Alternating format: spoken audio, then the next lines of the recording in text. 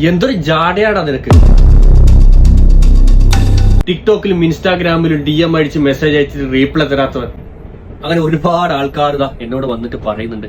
ദയവ് ചെയ്ത് നിങ്ങൾ ഒന്നും വിചാരിച്ചില്ല, അങ്ങനെ ഒന്നും പറയുകയും ചെയ്യരുത്. പ്രശ്നം എന്താണെന്ന് വെച്ചാൽ വേറെ ഒന്നും കൊണ്ടല്ല. ഇൻസ്റ്റാഗ്രാമിലായാലും അതുപോലെ തന്നെ ടിക്ടോക്കിലായാലും DM മെസ്സേജ് നോക്കാൻ ഒരുപാട് മെസ്സേജ്, ഈ കാണുന്ന മെസ്സേജ് എല്ലാം ഒരുപാട് മെസ്സേജ് വന്നിങ്ങനെ ലോഡായി കിടക്കണം. ഇത്രയും മെസ്സേജ് ഞാൻ ഈ ഇൻസ്റ്റാഗ്രാമിലും അതുപോലെ തന്നെ ടിക്ടോക്കിലും റീപ്ലൈ കൊടുക്കാന്ന് പറഞ്ഞാൽ ഒരു മനുഷ്യനല്ലേ. അപ്പം ചിലപ്പം ആയേക്കാം, ചിലപ്പം വൈകേക്കാം. അപ്പം അങ്ങനത്തെ കുറച്ച് ബുദ്ധിമുട്ടുകളുണ്ട്. പിന്നെ അതിലേക്ക് കയറി മെസ്സേജ് അയക്കുന്നത് അത്ര ഈസി പ്രോസസിംഗ് അല്ല. നിങ്ങൾ നേരെ മറിച്ച് ഞാൻ നല്ല രീതിയിൽ വീഡിയോന്റെ അടിയിൽ നിങ്ങൾക്ക് ഫോൺ നമ്പർ കോൺടാക്ട് എന്നിട്ട് കൊടുത്തിട്ടുണ്ട്. നിങ്ങൾക്ക് വാട്സപ്പ് ചെയ്ത് കഴിഞ്ഞാൽ ഇനി എത്ര വൈകിട്ടാണെങ്കിലും അന്ന് തന്ന മെസ്സേജ് മൊത്തം ഞാനത് റീഡാക്കി അതിന്റെ തക്കതായ മറുപടി കൊടുക്കും. അല്ലെങ്കിൽ കുറച്ചെന്തെങ്കിലും അങ്ങോട്ട് ഇങ്ങോട്ട് ഒരു ദിവസം വൈകുമായിരിക്കും.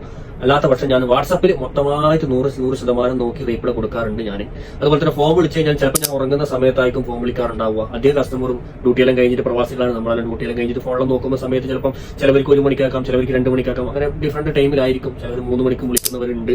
എന്നാലും എനിക്ക് അറിയുന്നുണ്ടെങ്കിൽ ഞാൻ എടുക്കും. അല്ലാത്ത പക്ഷം ഞാൻ ഉറങ്ങുന്ന സമയത്താണെങ്കിൽ എനക്കും ഉറങ്ങണ്ടേ, അപ്പൊ ഞാൻ എടുക്കാൻ വേണ്ടി ചാൻസ് വളരെ കുറവായിരിക്കും.